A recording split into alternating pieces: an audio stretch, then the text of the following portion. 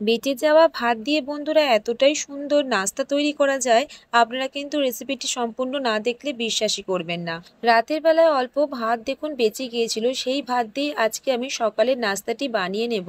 আর এইটা খাবার পর কিন্তু কেউ বুঝতেই পারবে না যে আপনি এটা ভাত দিয়ে বানিয়েছেন।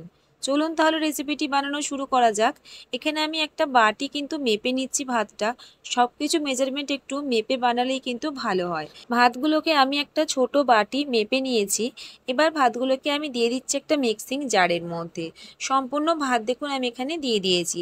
আমি যতটুকুন ভাত রেখেছিলাম তার মধ্যে কিন্তু 2 বাটি ভাত হয়েছে। অবশ্যই চেষ্টা করবেন ভাতগুলোকে এইভাবে মেপে নিতে। এবার আমি দিয়ে দিচ্ছি সেই বাটি মেপে হাফ বাটি বেসন। আর এখানে যতটা পরিমাণে বেসন নিয়েছি ঠিক ততটা পরিমাণেই টক দই দিয়ে দিচ্ছি। অবশ্যই কিন্তু এখানে টক দইটা দিতে হবে, তাহলে কিন্তু খেতে ভীষণ ভালো লাগবে এই রেসিপিটি। দইয়ের বাটি ধুয়ে আমি হাফ বাটি পরিমাণে এখানে জল দিয়ে দিয়েছি। এবার আমি এটাকে পেস্ট করে নেব। পেস্ট করবার সময় যদি জলের প্রয়োজন হয় অবশ্যই কিন্তু দিয়ে দেবেন। খুব বেশি মিহি করে পেস্ট না করলেও চলবে, একটু দানা দানা ভাব থাকলে কিন্তু খেতে বেশ ভালোই লাগবে। ঠিক এই রকম করে আমি দেখুন পেস্ট করে নিয়েছি। সমস্ত ভাতের ব্যাটারটা আমি একটা বাটির মধ্যে নিয়ে নিয়েছি। আর মিক্সিং জারটা অল্প করে ধুয়ে জলটাও কিন্তু এখানে আমি দিয়ে দিলাম। এখানে কিন্তু ব্যাটারটা খুব পাতলা করা যাবে না, আবার খুব ঘনও হবে না, ঠিক একটা মিডিয়াম ঘনত্বের ব্যাটার আমি এখানে তৈরি করে নিচ্ছি। এবার এর মধ্যে কিছু উপকরণ দিয়ে দিচ্ছি। হাফ ইঞ্চ পরিমাণে আদা আর 2টো কাঁচা লঙ্কা আমি এখানে একটু থেতো করে নিয়েছিলাম। আপনারা চাইলে কিন্তু পেস্ট দিতে পারেন, তবে থেতো করে দেবেন, খেতে কিন্তু ভীষণ ভালো লাগে। হাফ চামচ দিয়েছি সাদা জিরে, পরিমাণ মতন লবণ দিয়েছি। আর এখানে অবশ্যই দিতে হবে 4 থেকে 5 চামচ সুজি। সুজিটা কিন্তু খুব সুন্দর একটা বার্নিং নিয়ে আসবে। সুজির বদলে আপনারা এখানে চালের আটাটাও কিন্তু ব্যবহার করতে পারেন। এবার সব কিছুকে একবার ভালো করে মিশিয়ে নেব। তবে এখানে আবার একটু জলের প্রয়োজন। 1 বাটি জল নিয়েছি, তা থেকে আমি অল্প অল্প করে জল দিয়ে একটা মিডিয়াম ঘনত্বের ব্যাটার আমি তৈরি করে নিচ্ছি। এখানে কিন্তু সম্পূর্ণ জলটা আমার প্রয়োজন পড়েনি, সামান্য একটু আমি জল এখানে দিয়েছিলাম। বন্ধুরা, আমার রেসিপি যদি আপনাদের ভালো লাগে অবশ্যই একটা লাইক করে দেবেন। এখানে ব্যাটারের ঘনত্বটা একবার দেখে নিন, ঠিক এইরকম কনসিস্টেন্ট ব্যাটার একটা আমি তৈরি করে নিয়েছি। খুব ঘনও নয় আবার কিন্তু খুব পাতলাও নয়। এবার আমি ব্যাটারটাকে আমি ঢেকে কিছুক্ষণের জন্য সাইডে রেখে দিচ্ছি। ততক্ষণে সুজি কিন্তু আরও একটু ফুলে যাবে। এবার ব্যাটারের মধ্যে দিয়ে দিচ্ছি আমি খুব সামান্য পরিমাণে বেকিং সোডা। এখানে আমি 1 চামচের 4 ভাগে 1 ভাগ কিন্তু বেকিং সোডাটা ব্যবহার করেছি। এবার খুব ভালো করে বেকিং সোডাটাকে আমি মিশিয়ে নিচ্ছি। বেকিং সোডা দেবার সাথে সাথেই কিন্তু আপনাদের কাজটা একটু তাড়াতাড়ি করে নিতে হবে। তার জন্য কিন্তু আমি গ্যাসের ওভেনে আগে থেকেই সামান্য জল দিয়ে একটু ঢাকা দিয়ে রেখে দিয়েছি। গ্যাসের আঁচটা কিন্তু একটু হাই করেই রেখেছি। ব্যাটার কিন্তু এখানে একেবারেই রেডি হয়ে গেছে। আজকের এই রেসিপিটি আমি একটা থালার মধ্যে বানাবো, তাই সামান্য একটু তেল আমি থালার চারিদিকে খুব ভালো করে মাখিয়ে দিলাম। এবার ব্যাটারটা কিন্তু এর মধ্যে ঢেলে দিচ্ছি। থালার মধ্যে অবশ্যই একটু তেল মাখিয়ে নেবেন, তাহলে কিন্তু ব্যাটারটা খুব তাড়াতাড়ি উঠে আসবে।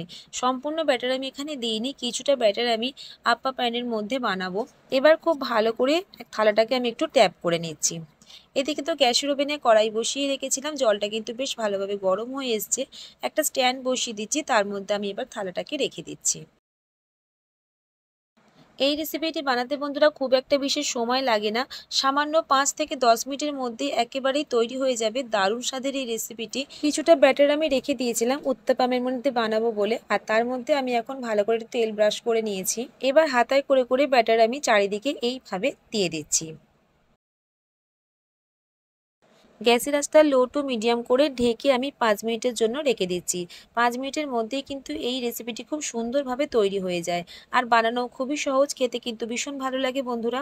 দেখুন একটা কাঠি দিয়ে আমি দেখে নিচ্ছি যে ভালোভাবে কুক হয়েছে কিনা। কাঠির গায়ে কিন্তু কিচ্ছু লেগে নেই, এটা কিন্তু খুব ভালোভাবে কুক হয়ে গেছে।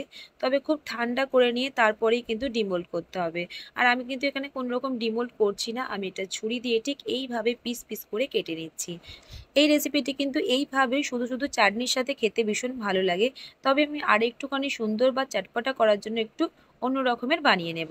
আমি খুব ছোট ছোট পিস পিস করে কিন্তু কেটে নিয়েছি। এবার একটা প্যাচুলা দিয়ে আস্তে আস্তে ঠিক এইরকম করে একটু নাড়াচাড়া করতে করতে দেখবেন আস্তে আস্তে খুব সুন্দরভাবে উঠে আসছে। ঠিক এইরকম ছোট ছোট বরফির শেপে কেটে নিয়েছি। আপনারা চাইলে যেরকম ইচ্ছে সেরকমই শেপে তৈরি করতে পারেন, কিংবা বড়ও করে নিতে পারেন। এইভাবেই আমি থালা থেকে সমস্ত টুকরোগুলোকে তুলে নিয়েছি। দেখুন ঠিক এইরকম শেপ তৈরি করেছি। আর দেখতে কিন্তু ভীষণ ভালো লাগছে, ভীষণ কিউট লাগছে। চলুন এবার এইগুলোকে আমি আর একটু সুন্দর করে বানিয়ে নেব। আর অনেকটাই কিন্তু হালকা হয় এই রেসিপিটা। খেতে কিন্তু ভীষণ ভালো লাগে। আর যেগুলো আমি উত্তাপামে বানিয়েছিলাম সেগুলো দেখুন কতটা সুন্দরভাবে তৈরি হয়ে গেছে। আর দেখুন কতটা সুন্দর নরম তুলতুলে হয়েছে। এইভাবেও কিন্তু খেতে ভীষণ ভালো লাগে। একটি কড়াই গ্যাসের ওভেনে বসিয়ে দিয়েছি, সামান্য পরিমাণ একটু সাদা তেল নিয়েছি, হাফ চামচ সর্ষে দিয়েছি আর হাফ চামচ দিয়েছি সাদা তিল। একটু নাড়াচাড়া করে নিচ্ছি। দিয়ে দিচ্ছি এখানে একটা কাঁচা লঙ্কার কুচি, ঝালটা আপনাদের স্বাদ অনুযায়ী দিয়ে নেবেন। একটু নাড়াচাড়া করে নিলাম। এবার দিয়ে দিতে হবে এখানে কারি পাতা। এবার সব কিছুকে একবার হালকা করে আমি ফ্রাই করে নেব। এবার আমি যেগুলো আগে থেকে ছোট ছোট পিস করে রেখেছিলাম সেইগুলোকে কিন্তু এখানে দিয়ে দিচ্ছি। এবার হালকা আঁচে কিন্তু নাড়াচাড়া করতে হবে। আর হালকা হাতে কিন্তু নাড়তে হবে। একটু নাড়াচাড়া করে নেবার পর এখানে দিয়ে দেবো আমি পাস্তা মশলা। আপনাদের হাতের কাছে যে কোনো মশলা থাকলে সেটাই কিন্তু আপনারা দিতে পারেন। এখানে আমি আস্তে আস্তে এক প্যাকেটই মশলা দিয়ে দিচ্ছি। একবার ভালো করে আবারও নাড়াচাড়া করে নিচ্ছি। আবারও যেটুকু আছে সেটুকু দিয়ে বেশ ভালো করে আমি নাড়াচাড়া করে নেব। বেঁচে যাওয়া ভাত ফেলে না দিয়ে কিন্তু এই চটপটা রেসিপিটি আপনারা খুব সহজেই বানিয়ে নিতে পারবেন। খেতেও যেমনই সুন্দর হয় আর বানানো কিন্তু খুবই সহজ। কেউ খেয়ে বুঝতেই পারবে না যে আপনারা এটা কিন্তু বেঁচে যাওয়া ভাত দিয়ে বানিয়ে নিয়েছেন।